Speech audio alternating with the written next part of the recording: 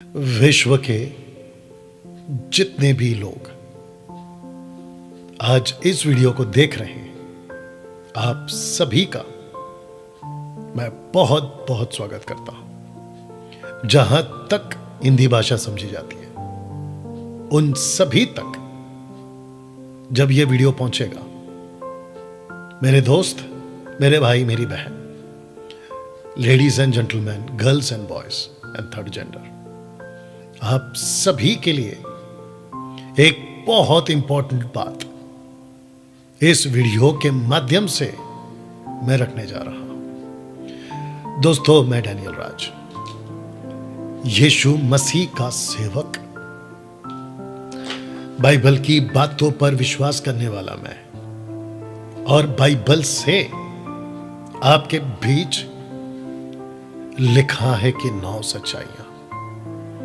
इस 9 सच्चाई पर आज आप लोगों से बात करूंगा। मैं समझता हूं कि जैसे ये वीडियो आपके पास पहुंचेगी, आपके दिमाग में सबसे पहला प्रश्न ये आएगा, मुझे देखते देखते व सुनते सुनते, ये आदमी तो ईसाई है, ये तो क्रिश्चियन है। तो सबसे पहले आपके मन में उठ रहा वो प्रश्न का उत्तर दे दूं कि मैं ईसाई नहीं हूं, मैं क्रिश्चियन नहीं हूं, मैं आपकी तरह हड्डी मांस का इंसान हूं और इसी पृथ्वी का वासी हूं, भारत में जन्मा हूं, भारत की संविधान को लेकर चलने वाला, और क्योंकि मेरा जन्म भारत में हुआ है और इसलिए क्योंकि मैं भारतीय हूं पहले, उसके बाद जो मेरे माता पिता थे और उनके पूर्वज, उन लोगों को लगा कि जैसे कई धर्म हैं, हिंदू है, मुस्लिम है, बौद्धिस्ट है, क्रिश्चियंस हैं और कई अलग धर्म। तो मेरे माता पिता को लगा कि हम क्रिश्चियन हैं, और ये जो लड़का पैदा हुआ है, यानी कि मैं 1973 में या 74 में, और जब मेरा नाम रखा जाना था तो मेरा नाम उसी हिसाब से रखा गया, क्योंकि वो क्रिश्चियंस थे। और एक ऐसा ग्रुप है जिसको कहते हैं रोमन कैथलिक, यानी कि कैथलिक्स, और जिसके चलते मेरा नाम डैनियल राज, यानी कि मेरे पिताजी का नाम राज और मेरा नाम डैनियल, इसको मिलाकर यह नाम रखा गया। लेकिन जब 93 में मैंने इस पुस्तक को पढ़ा जिसको कहते हैं बाइबल, और इसमें से मुझे पता चला कि यीशु, जिसको मैं मानता हूं, ईसा मसीह, ईसा अलैहिस्सलाम, जिसको मैं मानता हूं, वो क्रिश्चियनों का गॉड नहीं है, वो ईसाई धर्म का भगवान, ईश्वर नहीं है। मुझे इस बाइबल ने सिखाया और समझाया और बताया कि जिस यीशु की बात मैं आपके बीच में कर रहा हूं, वो सबका है, मानव जाति के लिए इस पृथ्वी पर वो पैदा हुए आज से 2024 साल पहले। दोस्तों, जहां यीशु पैदा हुए थे वो क्रिश्चियन कंट्री नहीं है, बल्कि वो इज़राइल का एक क्षेत्र जिसको कहते हैं यरूशलेम, उसके अंदर एक और क्षेत्र जिसको कहते हैं बेथलेहम, और यीशु के जो वंशज थे वो यहूदी थे, जिसको जूइश कहते हैं, यहूदी। और जब मैंने इस बाइबल को पढ़ा, और जो मेरे पूर्वजों ने और मेरे माता पिता ने मुझे सिखाया कि हम क्रिश्चियंस हैं, और जब मैंने इसको पढ़ा तो पता चला कि हम क्रिश्चियंस नहीं हैं। बाइबल ऐसी कई बातों में और कई जगहों पर यह बात को कहती है कि हम परमेश्वर के बेटा बेटी तब बनते हैं जब हम यीशु पर विश्वास करते हैं। यूहन्ना की किताब, उसका पहला अध्याय वचन 12। तो दोस्तों, उस वसीले से और उस वजह से मेरा यह दायित्व है कि 8 बिलियन पॉपुलेशन की इस दुनिया में जहां तक मेरी हिंदी भाषा, जो आप लोग अभी समझ रहे होंगे, या जहां तक हिंदी भाषा समझी जाती है, उन सभी तक और उन लोगों तक ये 9 सच्चाइयां, बाइबल की 9 सच्चाइयां आप लोगों के बीच में मैं रख सकूं। लिखा है कि बाइबल की 9 सच्चाइयां जिसे हम सब मनुष्यों को मानना ही पड़ेगा। ये फैक्ट है। ये कुछ ऐसे सत्य हैं, कटु सत्य, कड़वा सच है, जिसको हमें मानना पड़ेगा। अब कौन कैसा मानता है, किसका कैसा फेथ है, किसका कैसा ईमान है, कौन सी किताब को लेके चलता है, वो सेकेंडरी है, वो अलग विषय है। लेकिन जब आप इस वीडियो को देख रहे हैं तो इस पुस्तक से, जिसको कहते हैं बाइबल, इसकी 9 सच्चाइयां हैं जो मैंने जांची, मैंने ढूंढा, जिसको परखा, और मुझे लगा कि इस वीडियो के माध्यम से ये 9 सच्चाइयां मैं आप लोगों के बीच में रख सकूं। दोस्तों, आप जब इस वीडियो को देख रहे हैं, मैं चाहता हूं कि एक एक सच्चाई, कुल मिलाकर 9 सच्चाई, एक एक करके देखिएगा, सुनिएगा और आखिर तक देखिएगा, बात को समझिएगा, क्योंकि ये वो आदमी है। जब मैं ऐसा कह रहा हूं ना कि आखिर तक देखिएगा, तो ये वो आदमी नहीं है जो पैसे कमाने के लिए कह रहा है, क्योंकि मेरे वीडियो चैनल पर और ना ही फेसबुक के पेज पर और ना ही इंस्टाग्राम पर मुझे किसी प्रकार का कोई पैसा मिलता है। मैंने किसी प्रकार का कोई मोनेटाइज नहीं कराया है। अगर आप अभी पहली बार देख रहे हैं, सब्सक्राइब नहीं किया है, कर लीजिए, आपको अगर ठीक लग रहा है। आज का मेरा ये वीडियो मसीह समाज के लिए तो है ही। मसीह समाज से मेरा मतलब है जो यीशु मसीह के फॉलोवर्स हैं, उनके लिए तो है ही, लेकिन मेरा सबसे पहला मकसद उन सभी लोगों के लिए है जो हिंदू हैं, मुस्लिम्स हैं, बौद्धिस्ट हैं, पारसी हैं, आदिवासी हैं और अलग अलग विश्व के 7-8 मेजर रिलीजन्स। ये वीडियो आप लोगों के लिए है। बातें रख रहा हूं, आपको कैसा ठीक लगता है ये आपके ऊपर है। तो क्या आप तैयार हैं? सबसे पहला है ये वाला, परमेश्वर है, जिसका एक वचन कहता है, इब्रानियों की किताब, जिसको बाइबल में हम पढ़ते हैं, the book of Hebrew, chapter 11 verse 6, लिखा है, क्योंकि परमेश्वर के पास आने वाले को विश्वास करना चाहिए कि वो है। सबसे पहली चीज, इस प्लैनेट पर, इस पृथ्वी पर 800 बिलियन की जो आबादी है और भारत की 140 के भी ज्यादा, इन सब को यह मानना पड़ेगा। और वो खास करके नास्तिक लोग जो ईश्वर पर विश्वास नहीं करते, उन सबको यह मानना पड़ेगा, पहली बात, कि परमेश्वर है। परमेश्वर है। अब सबसे बड़ा सवाल इस पॉइंट पर, अगर परमेश्वर है तो वो कौन है? क्योंकि ऐसी बात, ऐसी कॉन्सेप्ट या लॉजिक ये लगाकर मन की तसल्ली के लिए कि सब एक है, सब रास्ते एक हैं, सब मिलाकर एक है, अगर सब एक हैं, बहुत ध्यान से सुनिएगा, तो इतने झगड़े क्यों? ईश्वर के नाम पर, गॉड के नाम पर, भगवान के नाम पर, जाति धर्म के नाम पर ये इतने कत्ल क्यों? एक दूसरे को नफरत से देखना, अपनी अपनी सीमाओं की रेखा खींच देना कि वो तुम हो, ये हम है, ऐसा क्यों? तो ये बात साबित करती है कि ये तथ्य गलत है कि सब एक है, सब एक नहीं है। दोस्तों, जब हमें कोई चीज पता नहीं होती है ना, तो हम किसी को भी कुछ भी मान बैठते हैं। लेकिन जब कोई आकर हमको ज्ञान देता है ना, जब हमको सत्य बताता है ना, और जिसको हम मानते आ रहे थे, जब उसकी पहचान हमारी सच्चाई से कराता है ना, तब दिमाग की बत्ती जलती है, तब हमें सत्य पता चलता है।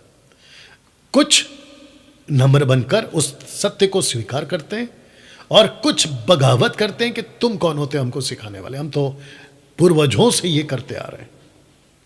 ठीक है, ये तो वास्तविक है, जिसका जैसा दिमाग, जिसकी जैसी सोच, वो वैसा चलेगा, इसमें कोई बहस का विषय नहीं।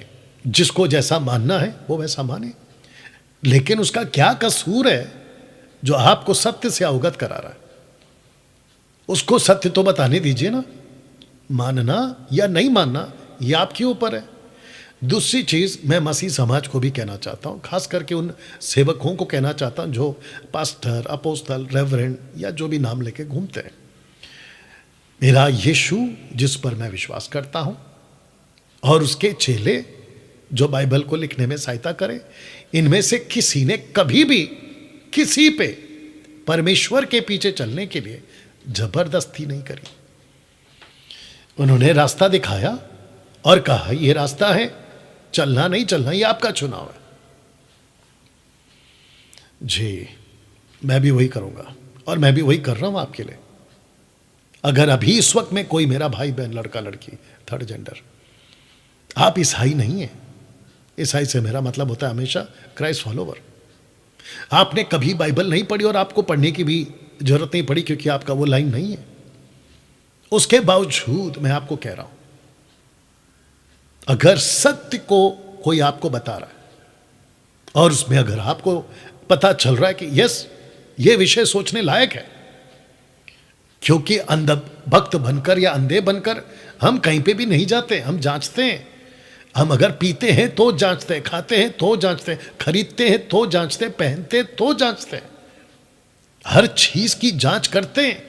और मुझे खुशी है कि हम ऐसे युग में जी रहे हैं जहां पर विज्ञान, जहां पर ज्ञान, जहां पर जानकारियां की इतने सारे रिसोर्सेस हैं और इतने सारे माध्यम हैं। मैं तो चाहता हूं कि एक एक चीज की जांच करो, अपनी वालों की और जो मैं बता रहा हूं उसकी, और फिर उसके बाद एक नतीजे पे आओ। पता है क्यों? क्योंकि अगर आपने खुद नहीं जांचा और आप खुद धोखे में चल रहे हैं तो आप अपनी पूरी नस्ल को धोखे में रखोगे, आप अपने आने वाले पूरे जनरेशन को धोखे में रखोगे, जो कि कई सदियों से पीछे से चला आ रहा।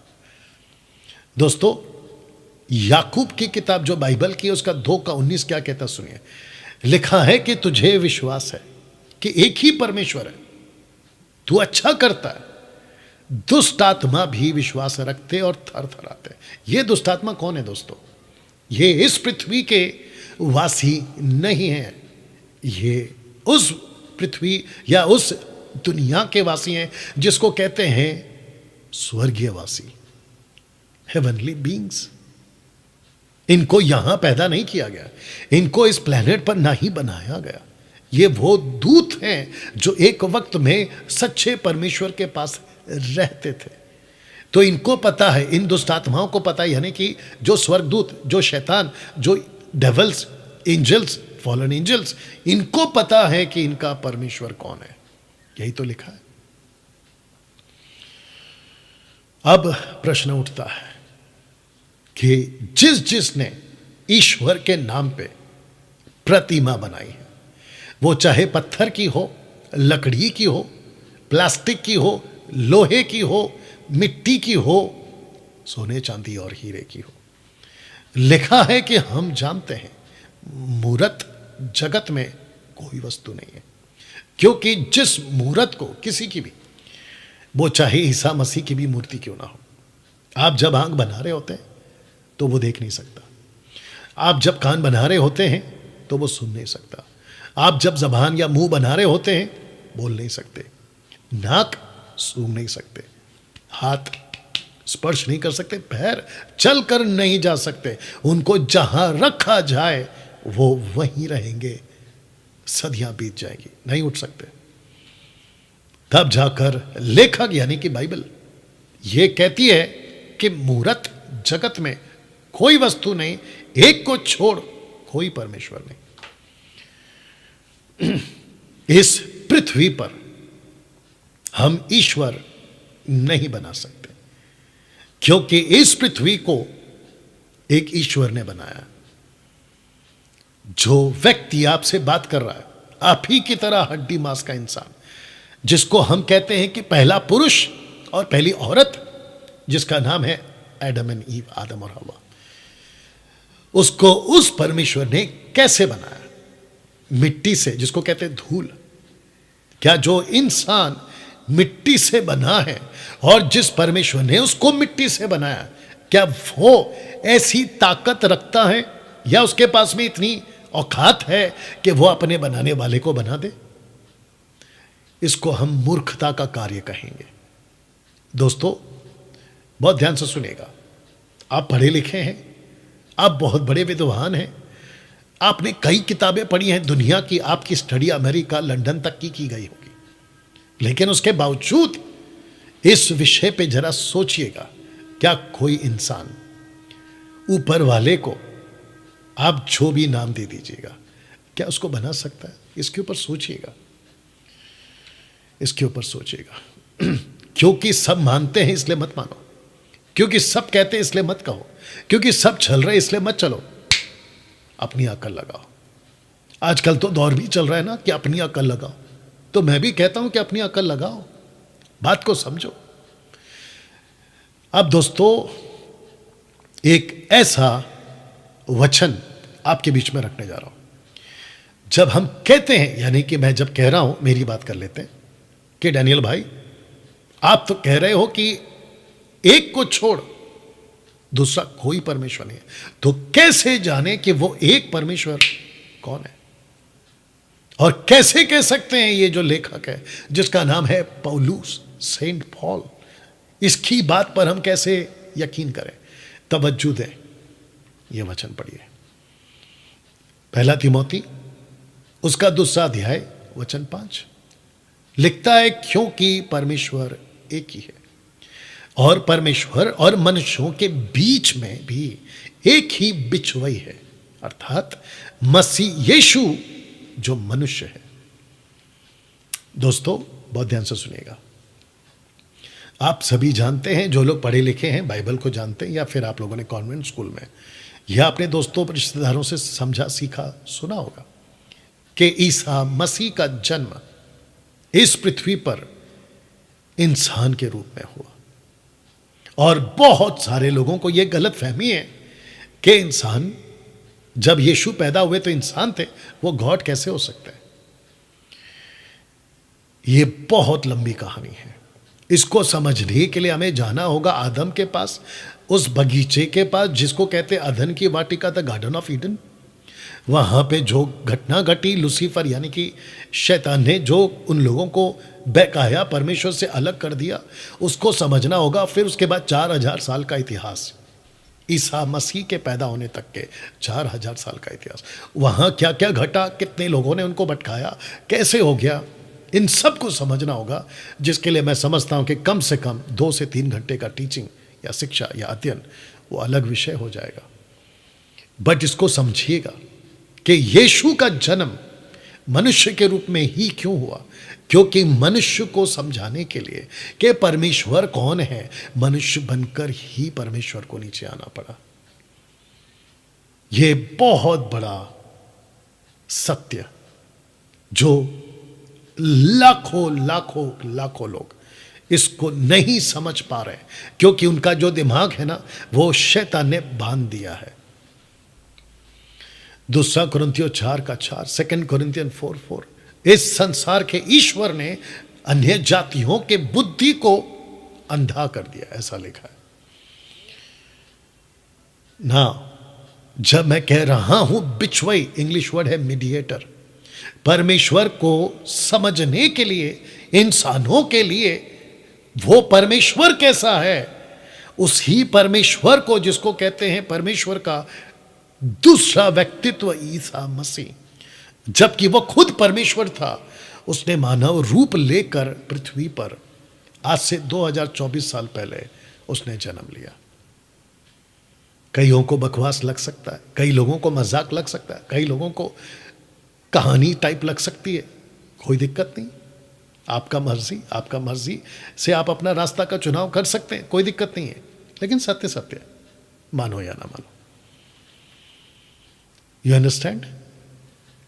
यीशु को बिचवाई बनकर क्यों आना पड़ा?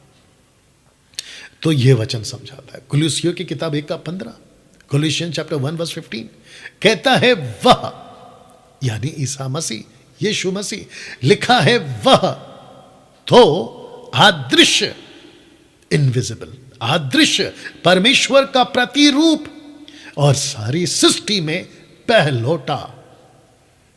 अब सबसे ज्यादा इंपॉर्टेंट पॉइंट जो ये है, प्रतिरूप, image, who is the image of invisible God. यीशु कौन थे? परमेश्वर को इस पृथ्वी पर मानव जाति को समझाने के लिए जो बिचवाई बनकर आया, वो परमेश्वर था और पृथ्वी पे 33.5 साल परमेश्वर का प्रतिरूप बनकर, इमेज ऑफ इनविजिबल गॉड बनकर इस पृथ्वी पर घूम रहा था। और कहता है 2:9 उसी पुस्तक में कहता है, क्योंकि उसमें, ब्रैकेट में यीशु की बात हो रही है, कॉन्टेक्स्ट में इसलिए लिखा है मैंने, उसमें ईश्वरत्व की सारी परिपूर्णता सदैव वास करती है। गॉडलीहुड, गॉडली हेड। दूसरे शब्दों में परमेश्वर कौन है, परमेश्वर कैसा है, परमेश्वर की क्षमता क्या है, परमेश्वर की ताकत क्या है, जिसको कहते हैं ना 19 ना 20, कट टू कट यीशु में ईश्वरत्व की सारी परिपूर्णता सदैव, फॉरएवर वास करती है। अगर परमेश्वर कहता है कि मैं आदि हूं, तो यीशु ने भी कहा मैं आदि हूं। अगर परमेश्वर कहता है मैं अंत तक हूं, तो यीशु ने भी कहा मैं अंत तक हूं। अगर परमेश्वर कहता है मैं सब कुछ जानता हूं और मैं सब कुछ बना सकता हूं, मैं सर्वशक्तिमान हूं, यीशु ने भी कहा और यीशु ने भी किया। तो जिसके चलते दोस्तों, यह पहला पॉइंट है कि परमेश्वर है, लेकिन प्रश्न यह उठता है कि उस परमेश्वर को कैसे पहचाने? तो उसकी पहचान कराई है ईसा मसीह ने। मूर्त जगत में कोई वस्तु नहीं है, लेकिन एक को छोड़ दूसरा कोई परमेश्वर नहीं है। ऐसी सत्य की बात आपको बाइबल बताती है। दोस्तों, मानना नहीं मानना आपका काम है। दूसरा, सृष्टि परमेश्वर ने ही बनाई है। उत्पत्ति की किताब बहराशीत चैप्टर 1:1, आदि में, इन द बिगिनिंग, जब कुछ नहीं था ना, आप नहीं थे, हम नहीं थे, साइंटिस्ट नहीं थे, कोई विद्वान नहीं थे, कोई पढ़े लिखे लोग नहीं थे, उस वक्त में कहता है आदि में परमेश्वर ने आकाश और पृथ्वी की सृष्टि की। In the beginning God created the heavens and the earth. लिखा है 11:3 में। विश्वास ही से हम जानते हैं कि सारी सृष्टि की रचना परमेश्वर के शब्द वचन के द्वारा हुई। उसने कहा और चीजें हो गई। जिसको आज हम कहते हैं ना, ऊपर की दुनिया, आकाश गंगा, मिल्की वे, सोलर सिस्टम और पृथ्वी, मंगल ग्रह, जुपिटर, वीनस, इन सब को मात्र शब्दों से बना दिया। पृथ्वी की बात कर लें, विशाल समंदर, ऊपर आकाश, जानवर, जीव जंतु, पक्षी, फल, पेड़ पौधे और आखिर में बचा इंसान, इन सब को एक परमेश्वर ने बनाया। और यह बाइबल बताती है कि इसी परमेश्वर ने शब्द भेजा और चीजें बन गई। तो दोस्तों, मैं ये दूसरा पॉइंट क्यों कह रहा हूं, मैंने इसको क्यों रखा? क्योंकि पृथ्वी अचानक से नहीं आ गई और यूं ही किसी के भरोसे पे नहीं है। ये ऐसा नहीं है। परमेश्वर ने, जिसकी मैं बात कर रहा हूं, उसने इस प्लैनेट को अपने हाथों में लेकर चलाया और चला रहा है। आशा करता हूं कि आप ये दूसरा पॉइंट समझ गए ना। दोस्तों, जिसको मैं बाइबल कह रहा हूं, इसमें एक सच्चाई है कि अगर परमेश्वर है तो शैतान भी है। तो ये जो तीसरा पॉइंट है ना, कि इस पृथ्वी पर एक ऐसी ताकत काम कर रही है, एक ऐसा डार्क फोर्स है या फोर्सेस है, जिसको मानव जाति को समझना होगा। यूं ही बिना किसी बात को जाने और खास करके इस विषय पे हम नहीं जी सकते। हमको पता होना बहुत जरूरी है। ऐसे बहुत सारे लॉजिक मैं आपको अभी दे सकता हूं। जब आप सड़क पे चलते हैं, आपको कहा जाता है घर से, बाहर से, दोस्तों से, अपनों से, टीचरों से, शिक्षकों से, सड़क पे चलते वक्त सावधान रहो। बोलते कि नहीं बोलते? आप जब अगर कहीं ट्रैवल कर रहे हो तो कहते हैं सावधान रहना। यहां तक कि आप घर पर हो तो घर पर भी कहते हैं कि खिड़की दरवाजे बंद रखना, चोर आ सकता है, कोई लुटेरा आ सकता है। बच्चे को जब आप स्कूल में भेजते हैं तो माँ बाप उसको बकायदा बिठाकर समझाते हैं कि बेटा स्कूल के अंदर सुरक्षित रहना, कोई अगर कोई चीज खिला दे तो मत ले लेना, मत खा लेना। ऐसी तमाम चीजों की लॉजिक मैं आपको कितना दे सकता हूं। पैदा होने से लेकर मरने तक आदमी को एक बात का ध्यान रखना होता है कि मुझे सतर्क रहना है, सतर्क रहना है, सावधान रहना है, चौकन्ना रहना है। बताइए यस और नो? तो जिसके चलते आपको यह भी समझना होगा कि इस पृथ्वी पर मानव जाति को भटकाने के लिए, मानव जाति को सच्चे परमेश्वर से दूर करने के लिए एक ऐसी ताकत काम कर रही है दोस्तों, जिसको कहते हैं शैतान। आज से 2024 साल पहले जिसकी मैं बात कर रहा हूं, ईसा मसीह यानी यीशु, जीसस, यशुआ, उन्होंने इस व्यक्ति के बारे में क्या कहा पढ़िए। The book of John chapter 8 verse 44, 8 का 44 कहता है कि तुम अपने पिता शैतान से हो। यीशु एक ऐसी भीड़ को या ऐसे लोगों को जो परमेश्वर से दूर है, जो परमेश्वर के सत्य बातों से अनजान है, उनको कहता है कि तुम किसी के बच्चे हो और जो तुम्हारा पिता है उसका नाम है शैतान। ये यीशु का स्टेटमेंट है। बाइबल की बात है, इसलिए मैंने रखा कि 9 सच्चाइयां बाइबल से जो हर इंसान को माननी पड़ेगी। तो दोस्तों, जब आप परमेश्वर के नहीं है ना तो आप शैतान के हैं, और अगर आप शैतान के नहीं है ना आप परमेश्वर के हैं, क्योंकि इसमें तीसरे का नाम नहीं आता। या तो यहां या तो यहां, अगर यहां नहीं हो तो वहां हो, और अगर वहां नहीं हो तो यहां हो। बात समझ में आ गई? अब मैं जानता हूं कि मुझे कुछ लोग सुनते सुनते आपके दिमाग में तरह तरह की बातें, तरह तरह का प्रश्न, सब कुछ उठ रहा होगा। लेकिन सुन लो, ये बाइबल की बातें हैं, आपकी मर्जी, आप क्या सोचते हो, क्या मानते हो, अलग विषय है, लेकिन ये फैक्ट है, ये सच्चाई है। एक वचन और रख दे रहा हूं, यूहन्ना की किताब, यानी कि पहला यूहन्ना की किताब 5 का 19। ये जो पूरी दुनिया है, आइए देखते क्या लिखा है। लिखा है कि हम जानते हैं कि हम परमेश्वर से हैं और सारा संसार उस दुष्ट के वश में पड़ा है। मैंने क्या कहा था? अगर आप शैतान के हैं तो आप परमेश्वर के नहीं हैं, और अगर आप परमेश्वर के हैं आप शैतान के नहीं हैं। इस पृथ्वी पर जब कोई बच्चा पैदा होता है, बहुत ध्यान से सुनिएगा, वो आत्मिक अंधा होता है, स्पिरिचुअल ब्लाइंड, और उसका आत्मिक अंधापन तब तक जारी रहता है जब तक उसको आंखें खोलने वाला सच्चा परमेश्वर की पहचान ना हो जाए। और यीशु ने यही तो किया। एक छोटा सा कनेक्शन देता हूं आपको। कनेक्शन यहां है कि एक व्यक्ति थे यीशु के पहले, उसका नाम था यूहन्ना, जिसको इंग्लिश में कहते जॉन द बैप्टिस्ट। वो जेल में थे क्योंकि हेरोदेस के कारण उनको जेल में डाल दिया गया था। उन दिनों की बात है। उन्होंने अपने चेलों को बुलाया, किसने? जॉन द बैप्टिस्ट ने, और कहा कि जिसकी मैंने गवाही दी थी यानी ईसा मसीह, उनको जाके पूछो कि आप ही हो या फिर आपके अलावा कोई और है। इस विषय को लेकर यूहन्ना के चेले यीशु के पास आते, मत्ती के 11वें अध्याय में, और यीशु वचन 4 में क्या कहते हैं? वचन 5 तक पढ़ूंगा। लिखा है कि यीशु ने उत्तर दिया, जो कुछ तुम सुनते हो, देखते हो, वो सब जाकर यूहन्ना से कह दो कि अंधे देखते हैं, अंधे देखते हैं। ये कौन सा अंधापन है?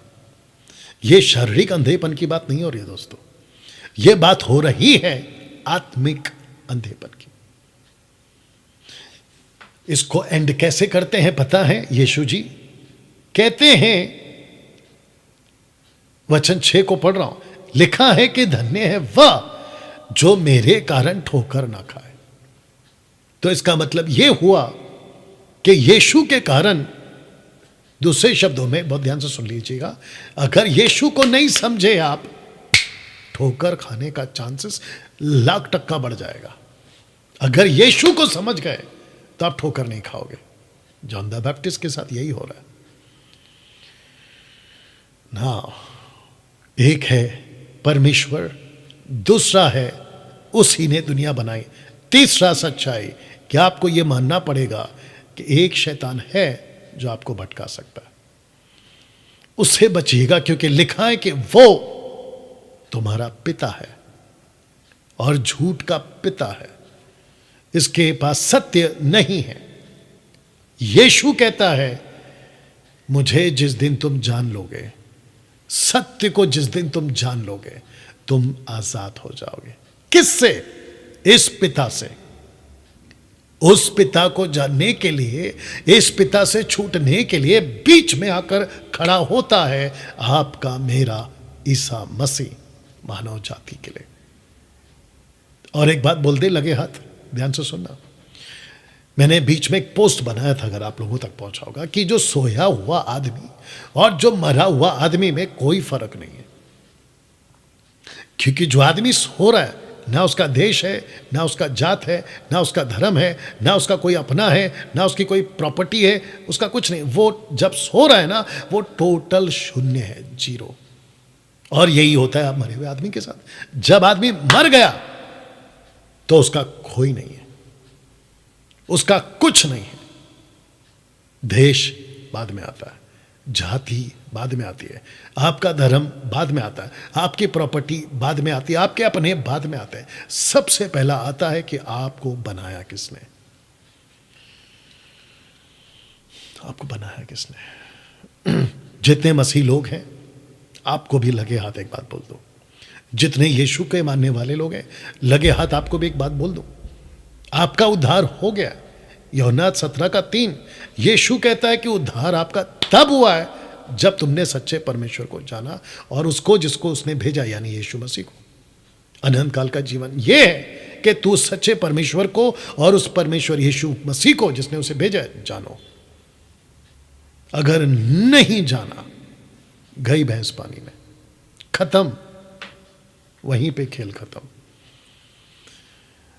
या मत्ती 16:26 को मत भूलिएगा, सबको कह रहा हूं।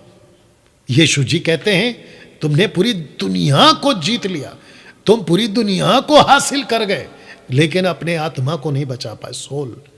बादशाह सिकंदर, याद होगा ना, king Alexander the great, king Alexander, आपको याद होगा।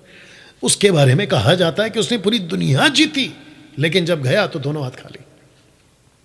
ये कड़वा सच, कटु सत्य आपको स्वीकार करना होगा। दोस्तों, चौथा सच्चाई 9 में से, बाइबल की 9 सच्चाइयों में से चौथा सच्चाई यह है कि मनुष्य पापी है। मनुष्य पापी है। डैनियल भाई, आप कैसे कह सकते हैं किसी को कि वो पापी है? जी हां, मैं इसलिए कह सकता हूं क्योंकि अगर आदम ने गलती नहीं की होती तो हम में से कोई पापी नहीं होता। अगर आदम ने पाप नहीं किया होता तो हम में से कोई पाप नहीं करता, पापी नहीं होता। इनफैक्ट हम में से किसी को यह शब्द नहीं मिलता कि तुम पापी हो। और अगर आप मानते हैं आदम को कि यस एक आदमी था जिसका नाम था एडम, तो आपको यह भी मानना पड़ेगा कि यस उस अदन की वाटिका में उसने एक ऐसी गलती करी जिसकी नस्लें पैदा हुई तो पाप में पैदा हुई। यह शब्द सुनिएगा, हम पाप करके पापी नहीं होते, हम पापी हैं इसलिए पाप करते हैं। कुछ लोग कह सकते हैं कि मैंने तो एक मच्छर नहीं मारा, मैंने तो चींटी तक नहीं मारी, मैंने तो कभी किसी को कोई कत्ल तक नहीं किया, किसी की भी नहीं। तो मेरे दोस्त, अच्छी बात है और ना ही करो। मैं कभी झूठ, गाली गलोच मारपीट, गलत काम, उल्टे सीधे वीडियो, ऐसा कोई हरकत नहीं करता, अच्छी बातें मत करो, लेकिन उसके बावजूद आपकी लिस्ट में आपके नाम इसी लिस्ट में डाला जाएगा, आप इसी कैटेगरी में हो। बताइए। रोमियो की किताब, बाइबल की बात कर रहा हूं, 3:23, the book of Romans chapter 3 verse 23 लिखा है कि इसलिए कि सब ने पाप किया है और परमेश्वर की महिमा से रहित है। इसको कहते हैं कि जब आदम गलत कर बैठा, वो घटना घटी अदन की वाटिका में, उसके बाद से मानव जाति जो पैदा होते चले गए वो परमेश्वर से दूर दूर दूर दूर दूर दूर दूर चले गए, और जिसके चलते आदमी वो सब कुछ करने लगा। मैं आपको कुछ एग्जाम्पल दे देता हूं जल्दी से। आपको गुस्सा आता है? ऑफकोर्स आता है, साल में एक बार आता होगा कुछ लोगों को, जिनको साल के 365 दिन आता है, जिनको 24 घंटों में से 12 घंटे तो गुस्सा ही आता है।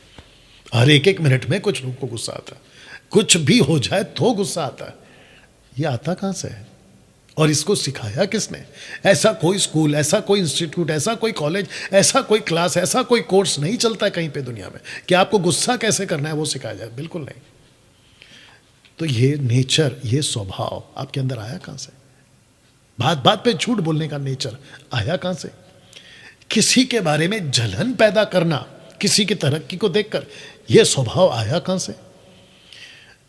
आप किसी लड़की को, औरत को, भाई को, बहन को, पुरुष को, स्त्री को गलत नजर से देखने का थॉट आया कहां से?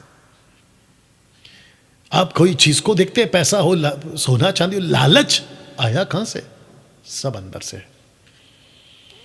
इसलिए जीसस क्या कहते हैं? यीशु कहते हैं कि जो बाहर से अंदर जाता है ना, वो मनुष्य को अशुद्ध नहीं करता, बल्कि जो अंदर से बाहर आता है वो। और अंदर पूरी गंदगी भरी हुई है, अंदर पूरा गंदा भरा हुआ इंसान के। किसी भी घर में पैदा हो जाए, किसी भी देश में पैदा हो जाए, किसी भी कौम में पैदा हो जाए, उसकी रग रग में पाप बसा हुआ है। डैनियल भाई, ठीक है, इससे छुटकारा कौन देता है फिर? पांचवा सच्चाई यह है कि पापों का एक ही निवारण है, रेमेडी, एक ही छुटकारा, एक ही निवारण है। और वो निवारण क्या रख देता हूं पहले। एक्ट्स चैप्टर 4 वर्स 12 लिखा है, किसी दूसरे के द्वारा उद्धार नहीं, क्योंकि स्वर्ग के नीचे मनुष्यों में कोई दूसरा नाम नहीं दिया गया जिसके द्वारा उद्धार पा सके, जिसके द्वारा उद्धार पा सके। बताइए दोस्तों, ये बहुत गंभीर विषय है, ये बहुत बड़ा विषय है। आप माउंट एवरेस्ट पे चढ़ सकते हो, आप चांद पे जाके अपने लिए प्रॉपर्टी खरीद सकते हो, मुमकिन है। आप दुनिया के करोड़पति, मिलियन, बिलियन, ट्रिलियन कमा सकते हो, संभव है। आप दुनिया की कोई भी चीज में आप सक्सेस, कामयाबी पा सकते हो, लेकिन खुद के पापों से छुटकारा मनुष्य कभी नहीं पा सकता, मनुष्य कभी नहीं पा सकता। कितना लहू बहा दूं बलिदान के रूप में डैनियल भाई, क्या मेरे पाप माफ होंगे? नहीं होगा। कितने रुपए खर्च कर दूं कर्म करने के नाम पे, पुण्य कमाने के लिए, क्या उससे पाप माफ होंगे? बिल्कुल नहीं होगा। मैं ऐसा कौन सा पानी में डूबूं 7 बार, 14 बार, 26 बार, पता नहीं कितनी बार, क्या उससे मेरे पाप धुल जाएंगे? बिल्कुल नहीं। कैसे छुटकारा मिलेगा? रख रहा हूं निवारण। रोमियो की किताब उसका 10:9, the book of Romans chapter 10 verse 9 लिखा है कि यदि तो अपने मुंह से यीशु को प्रभु जानकर अंगीकार करे, अपने मन से विश्वास करे कि परमेश्वर ने उसे मरे हुए में से जिलाया, तो तू निश्चय उद्धार पाएगा। ये शब्द है ना, मरे हुए में से जिला, इसका मतलब है कि कोई आपके बिहाफ में मरा, क्योंकि आप पापी थे।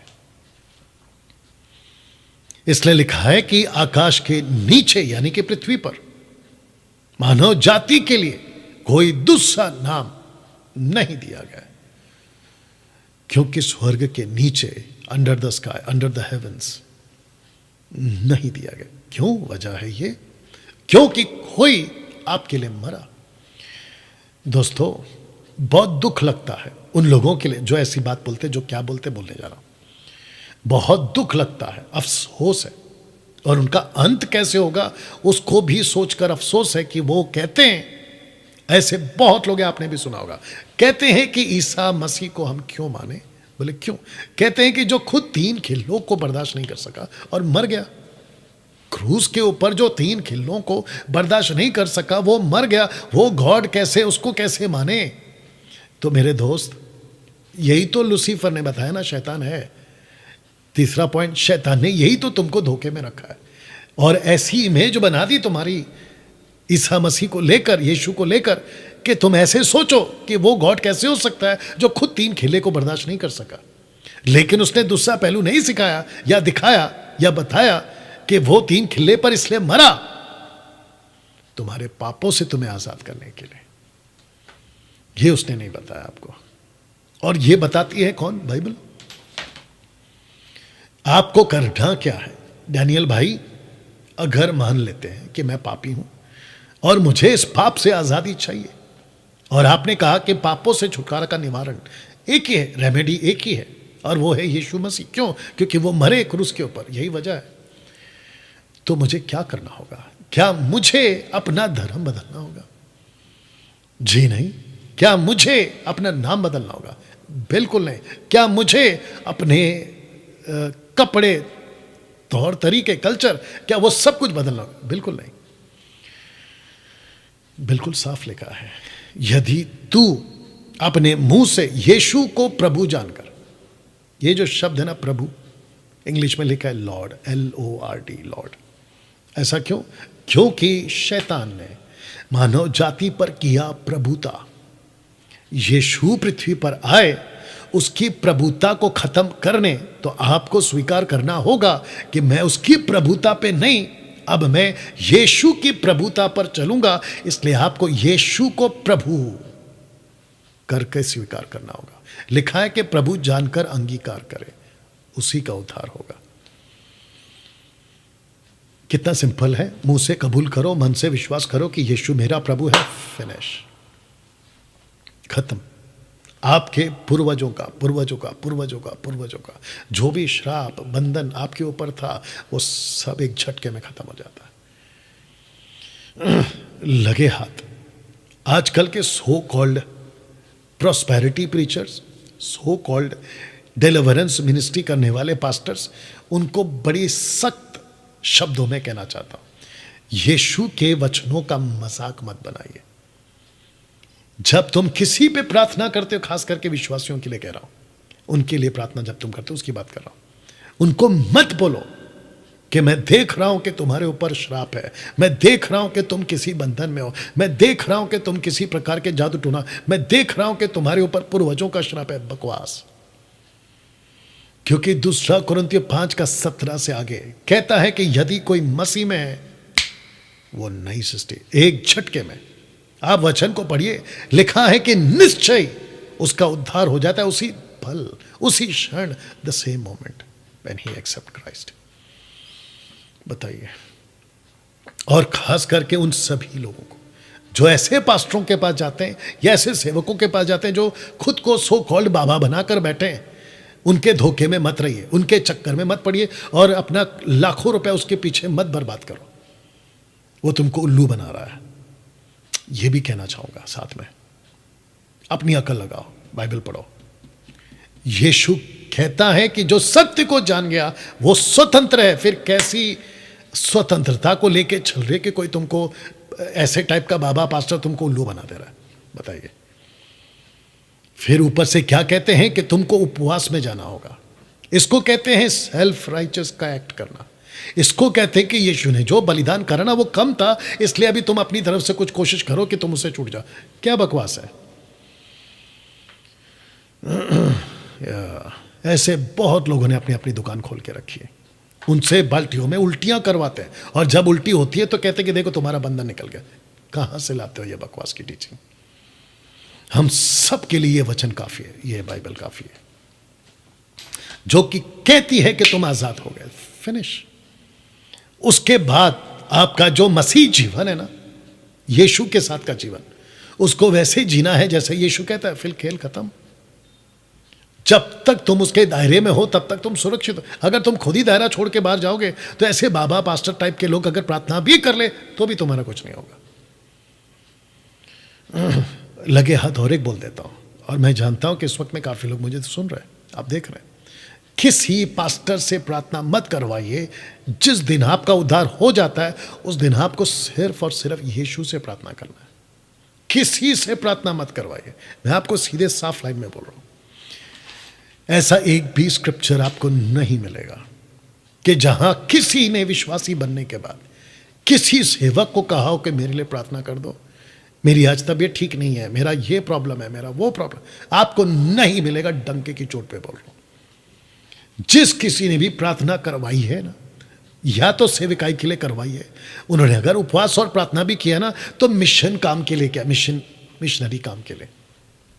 वो चाहे पौलुस की बातें हो कुलुस्सियों की किताब 4 अध्याय वचन 3 में कि मेरे लिए प्रार्थना करो कि परमेश्वर द्वार खोल दे। अगर पतरस ने खड़े होकर एक्ट चैप्टर 4 में अगर प्रार्थना करिए 25, 26, 27 वचन में, तो कहता है कि प्रार्थना करता हूं कि हमको वो ताकत दे कि हम बड़े ताकत से तेरा वचन सुनाए। अगर आप मुझे याकूब की किताब उसका 5वां अध्याय वचन 13, 14, 15 रखोगे ना तो फिर उसका कॉन्टेक्स्ट गलत है, क्योंकि वहां पर आप विश्वासियों की बात हो रही है, विश्वासियों की बात नहीं हो रही है। धर्मी जन के प्रार्थना के प्रभाव से बहुत कुछ हो सकता है। एलिया कौन था?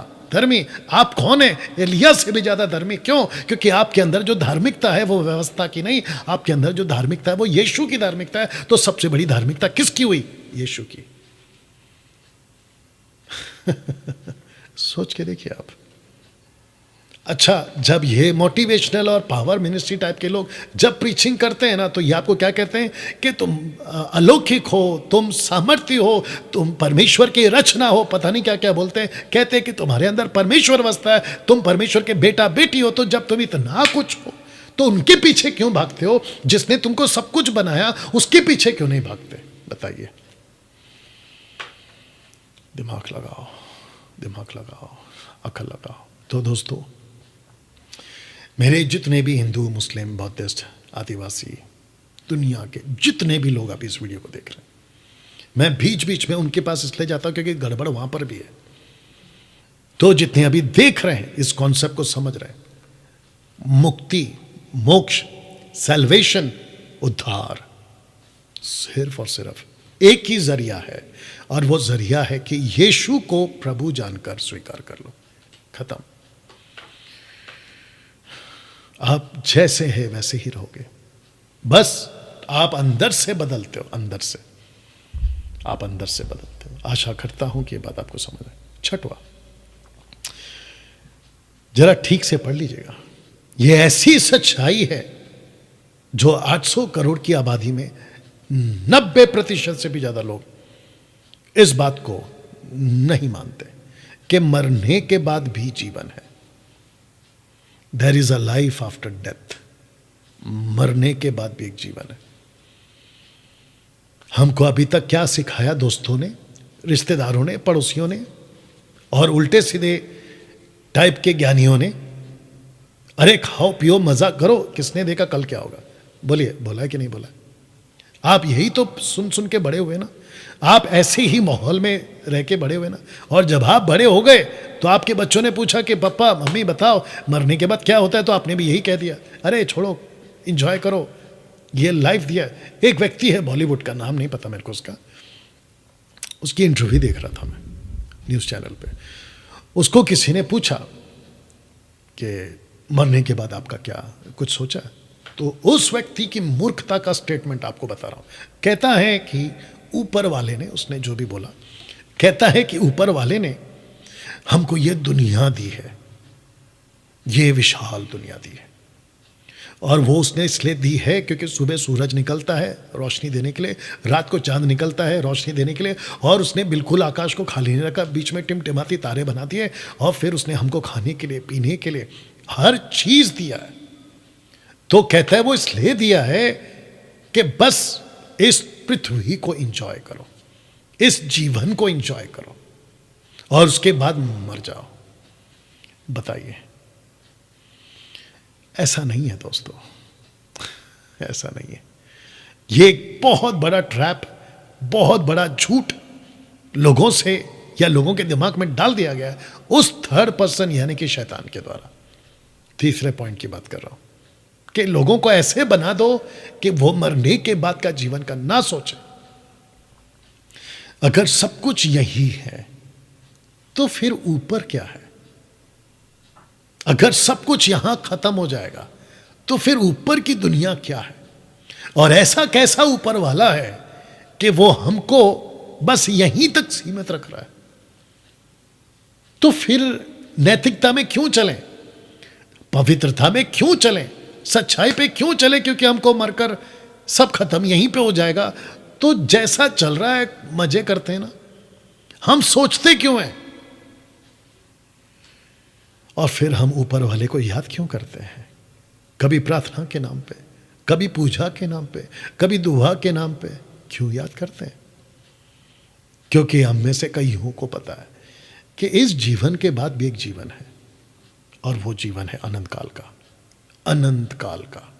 दोस्तों, योना की किताब उसका 11 का 25 आपके लिए पढ़ने जा रहा हूं। लिखा है कि यीशु ने उससे कहा, पुनरुत्थान, रिजरेक्शन, पुनरुत्थान और जीवन मैं ही हूं। जो कोई मुझ पर विश्वास करता है, यदि वो मर भी जाए तो भी जिएगा।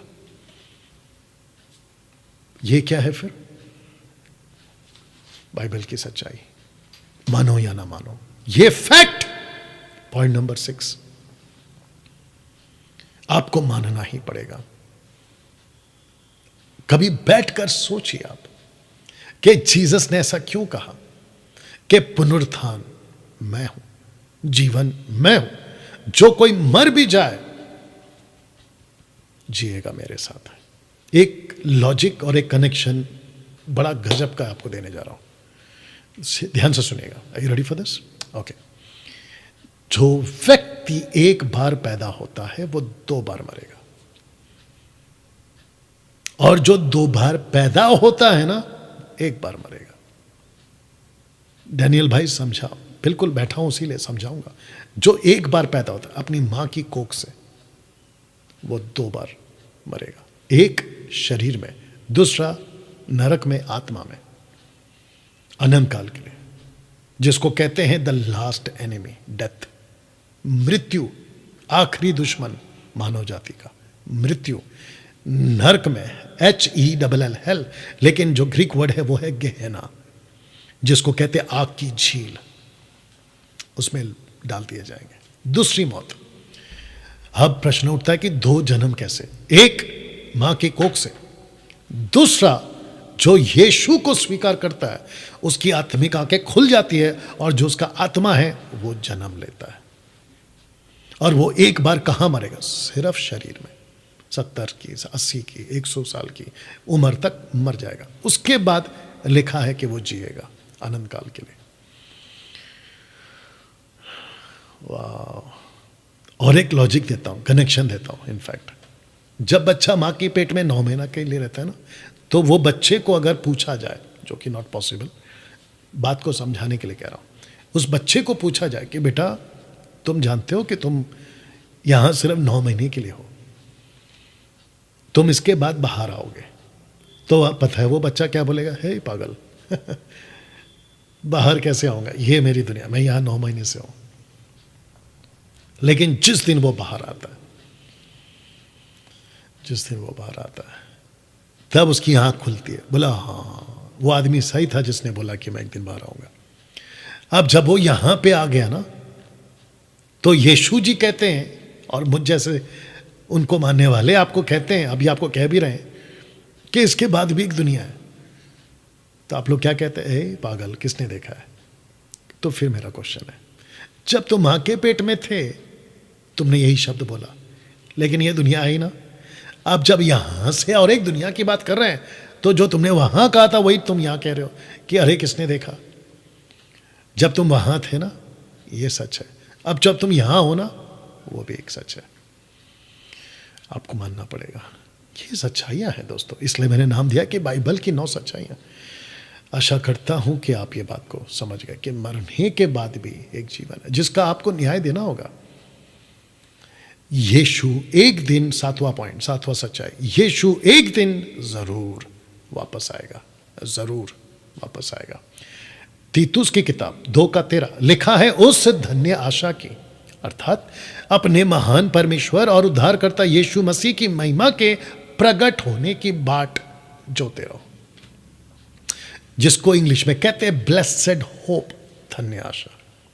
एक दिन यीशु इस पृथ्वी पर वापस आ रहा है, जैसे वो तब आए थे पूरे इज़राइल को पता था, उसके पीछे प्रोफेसी हो रही थी और वो सच हो गई। जिस दिन से यीशु ऊपर उठा लिए गए, वापस वो एक दिन आएंगे, क्योंकि मैंने 6वें पॉइंट पे आपको कहा था कि जो यीशु में मरेंगे, यदि वो मर भी जाएं तो भी जिएंगे, क्योंकि यीशु जब आएंगे तो अपने लोगों को अनंत काल का जीवन देंगे। मजाक लग रहा होगा आपको, लेकिन ये सच है, मानो या ना मानो। मैं जानता हूं कि इस वक्त में देखते देखते आप में से कुछ लोग बोलते अरे ये आदमी पागल हो गया है, क्या बोल रहा है। ठीक है, कहीं बहुत देर ना हो जाए और जब सत्य प्रकट हो जाएगा तब शायद तुमको मौका भी नहीं मिले। दोस्तों, पॉइंट नंबर 8, 8वां नंबर का सच्चाई, ये दुनिया एक दिन समाप्त हो जाएगी। माय गॉड,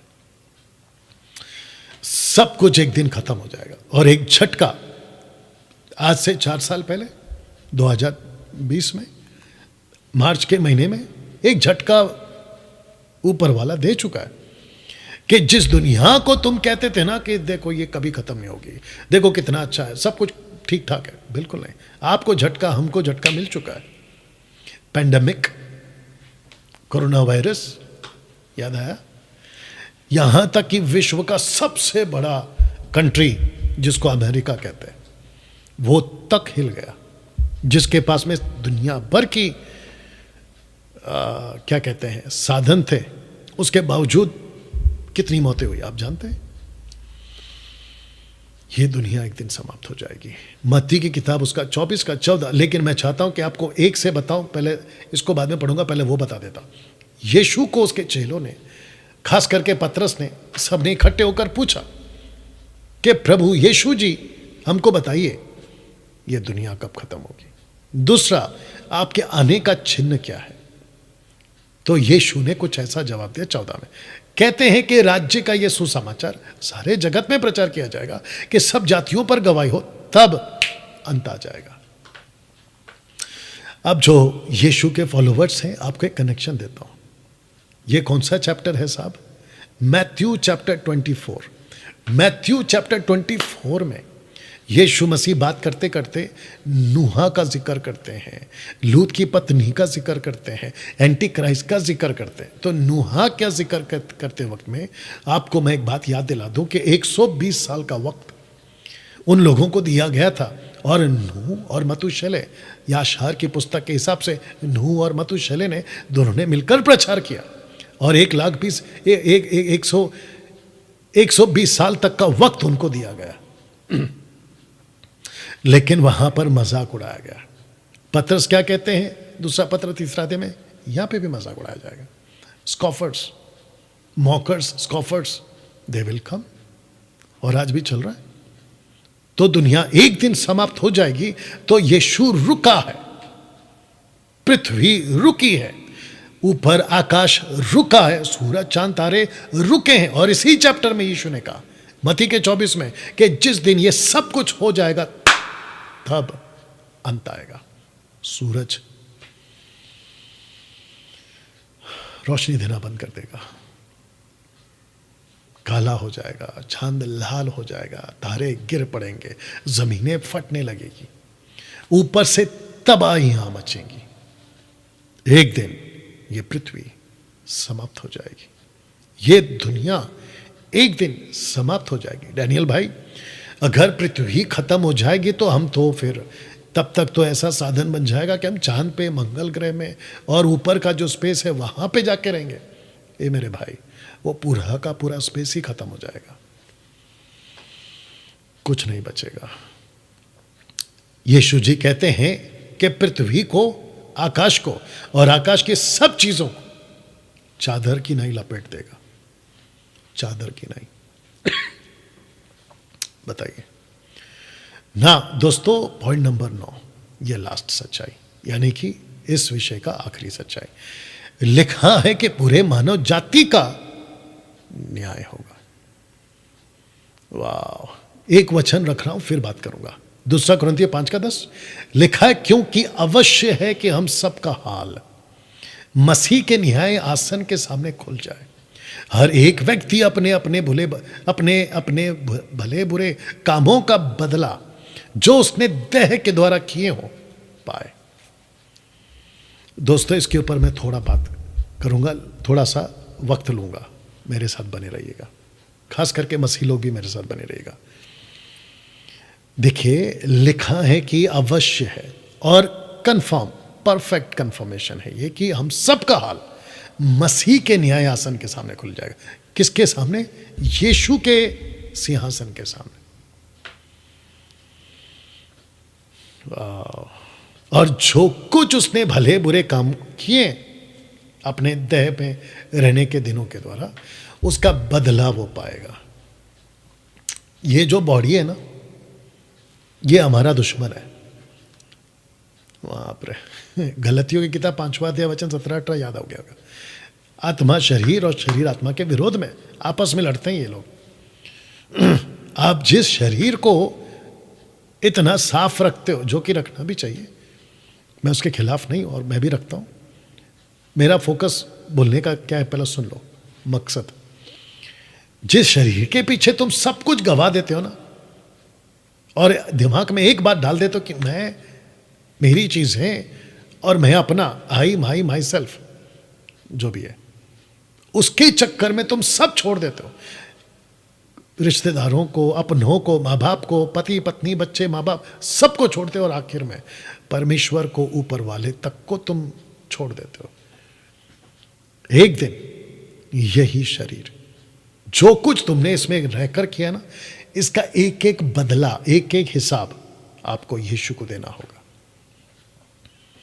जब आजकल के जो बच्चे हैं ना, जब 7-8 साल, 10 साल, 12 साल, 14 साल तक पहुंचते हैं ना, तो उनका जो शरीर है ना, उनके विरोध में कार्य करना शुरू करता है।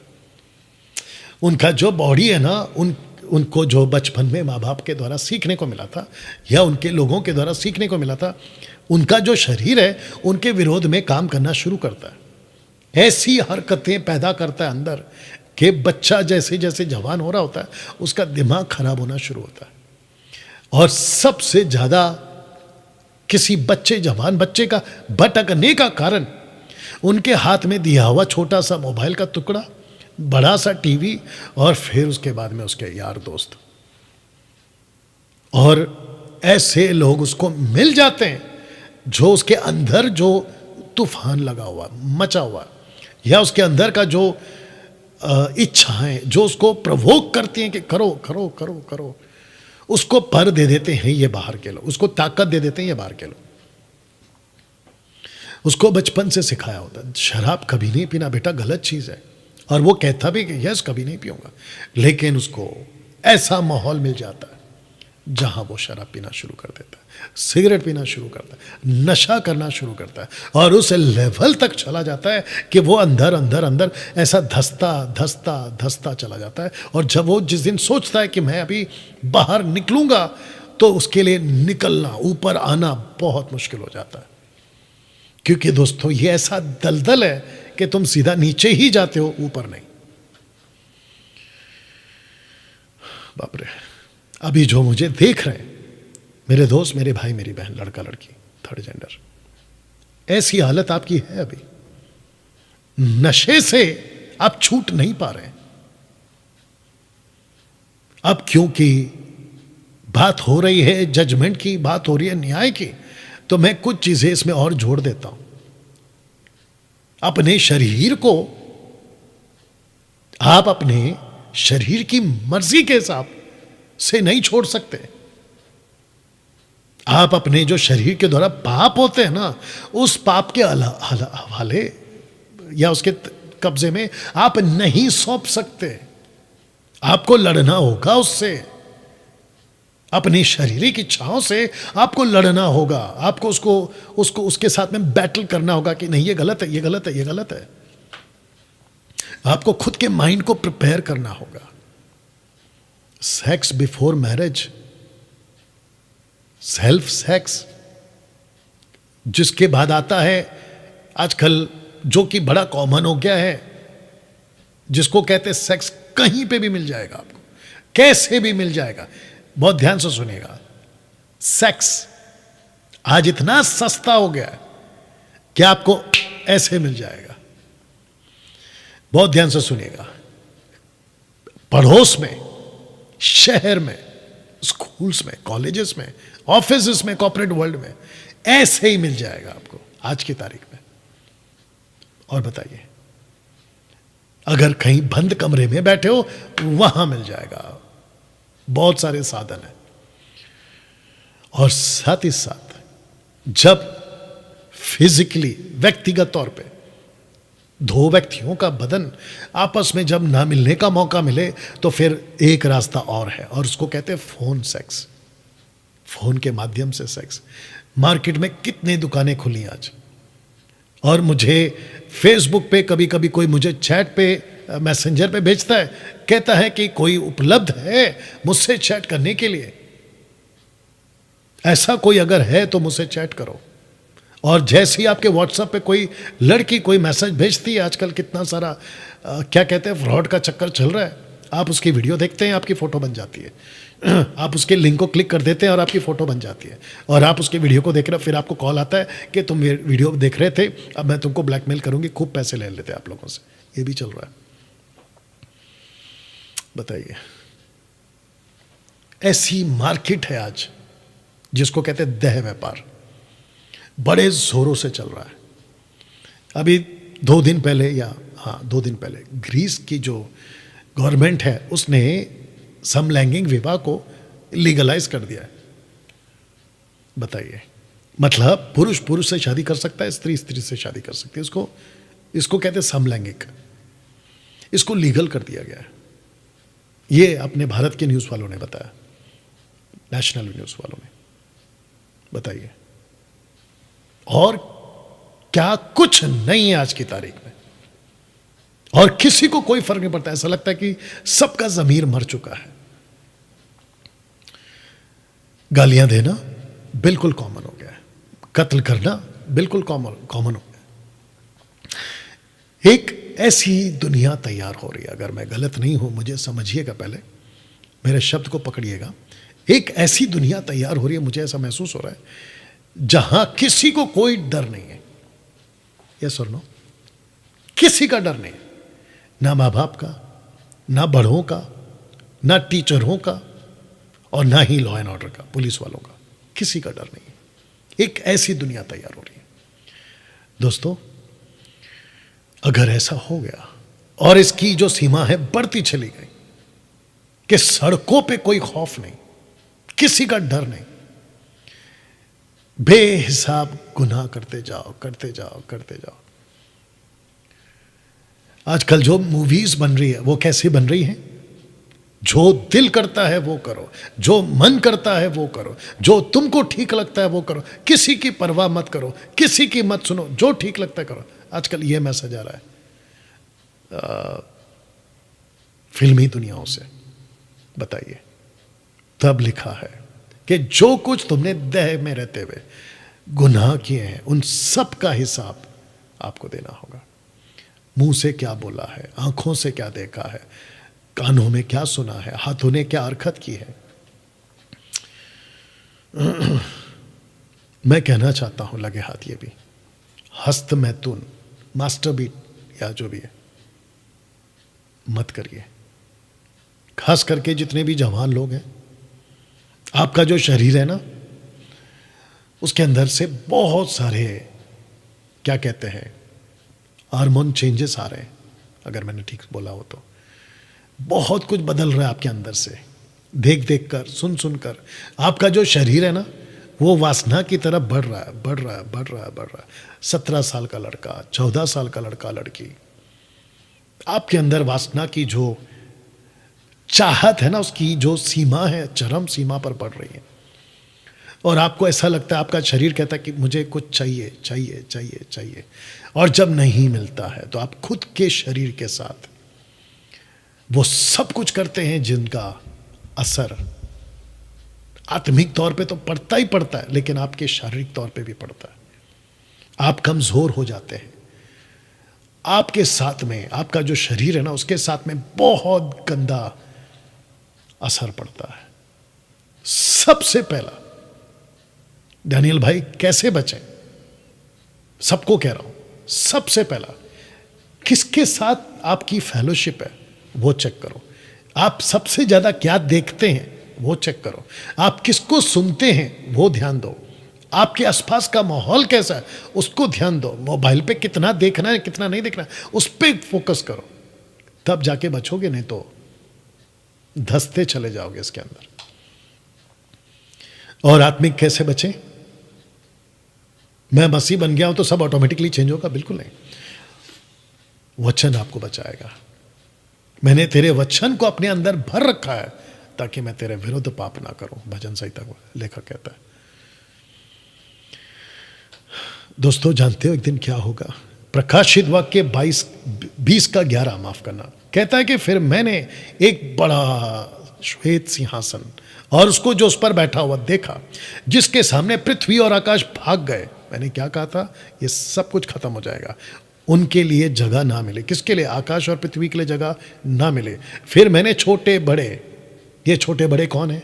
वो सब अमीर गरीब, उच्च जाति पिछड़ी जाति, सब तरह के लोग, छोटे बड़े सब मरे हुओं को सिंहासन के सामने खड़े देखा। पुस्तकें, पुस्तकें बहुवचन प्लूरल, और फिर एक पुस्तक खोली गए सिंगुलर एक वचन, अर्थात जीवन की पुस्तक। तो एक होंगी पुस्तकें बहुत सारी और एक ही होगा पुस्तक, और उसका नाम है जीवन की पुस्तक, द बुक ऑफ लाइफ पुस्तक। जैसे जैसे उन पुस्तकों में लिखा हुआ था उनके कामों के अनुसार मरे हुओं का न्याय किया गया, न्याय किया गया। और यह न्याय करने का काम किसको दिया गया? सिर्फ यीशु को। लिखा है उसने हमें आज्ञा दी कि लोगों में प्रचार करो, गवाही दो कि यह वही है यीशु, यह वही है जिसे परमेश्वर ने जीवितों और मरे हुओं का न्याय ठहराया है। तो एक दिन न्याय होगा। दोस्तों मेरा ये वीडियो आप जब देख रहे हैं, और जो भी देख रहा है, आप चर्च वाले हो या ना हो, बाइबल वाले हो या ना हो, विश्वासी हो या ना हो, यीशु के मानने वाले हो या ना हो, आप जब ये वीडियो देख रहे हैं, आपके दिमाग में पहला क्वेश्चन ये डालना कि जीवन की पुस्तक में जिसका नाम है वो ही बचेगा, तो जीवन की पुस्तक में मैं अपना नाम डालूं कैसे? क्योंकि जिस किसी का भी नाम जीवन की पुस्तक में लिखा हुआ ना मिला, आगे का लाइन वही है,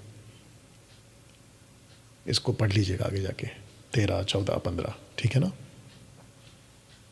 वो गहना में डाला गया, यानी कि नरक में डाला गया। जीवन की पुस्तक में नाम कैसे आता है? आपको याद होगा ना, मैंने क्या कहा था कि पापों का एक ही निवारण है, पापों का एक ही निवारण है, और वो निवारण कौन है? यीशु।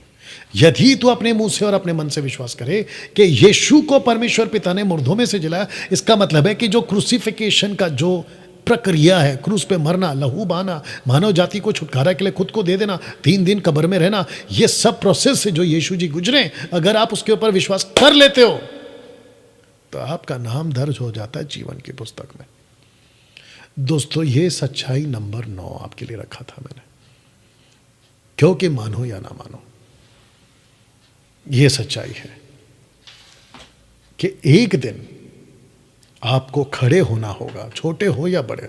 देखो लिखा है ना, मैंने सबको सिंहासन के सामने ऐसे खड़े हुए देखा। दूसरे शब्दों में अपने अपने जीवनों का हिसाब किताब देने के लिए परमेश्वर के सामने खड़े हुए देखा। दोस्तों मैं इसको समाप्त कर रहा हूं, और मैं चाहता हूं ये जो 9 पॉइंट्स है, यह जो 9 सच्चाइयां हैं, बड़ा गंभीर विषय है। अगर आपने इसको एक एक करके देखा, और अगर आपको फिर भी नहीं समझ में आया, वापस पीछे जाइए, फिर से देखिएगा, समझिएगा। और इसको देखते वक्त में आपका जो अंतरात्मा है, योर इनर मैन, आपका आत्मा अंदर से आपको क्या बोल रहा है, ऐसा हो सकता है कि आपने ये वीडियो किसी को शेयर किया या उसको कहा कि अरे कोई आदमी है डैनियल नाम का, वो ये बोल रहा है, तुम भी सुनो। और अगर उसको पट्टी नहीं पड़ी, क्योंकि लूसीफर का पट्टी उसके ऊपर पड़ा, वो तुमको भी भटकाएगा, क्योंकि खुद भटका है। और वो तुमको ये बोल सकता है, अरे क्या बकवास सुनता है तू, अरे ये कुछ नहीं होने वाला। Be careful. और जितने मसीह लोग हैं, आप जब ये लाइन को सुन रहे हैं और ये वीडियो देख रहे हैं, तो अपने अंदर एक प्रश्न जरूर पूछना, क्या ये 9 सच्चाइयों के साथ मैं चल रहा हूं? क्या ये 9 सच्चाइयों को मैंने अपना लिया है? क्या मैं इतना कंफर्म हूं कि जिस भी दिन मैं दुनिया से रुखसत होऊंगा, मैं जब उसके सामने खड़ा होऊंगा, तो यहां पे सिर्फ 2 ही शब्द निकलेगा, एक होगा गिल्टी और दूसरा होगा नॉट गिल्टी। तो आपका जो ज़मीर है, अंतरात्मा है, वो आपको क्या कहेगा, गिल्टी या नॉट गिल्टी? इसकी कंफर्मेशन मरने से पहले कर लेना। दोस्तों, आशा करता हूं कि आप ये बात को समझे हैं। ये वीडियो अगर आपको अच्छा लगा, ऐसे लोगों के पास जरूर पहुंचाइएगा जिनको ये 9 सच्चाइयों की आवश्यकता है। अपना ख्याल रखें। मिलते हैं किसी अगले वीडियो के साथ। जय मसीह। God bless.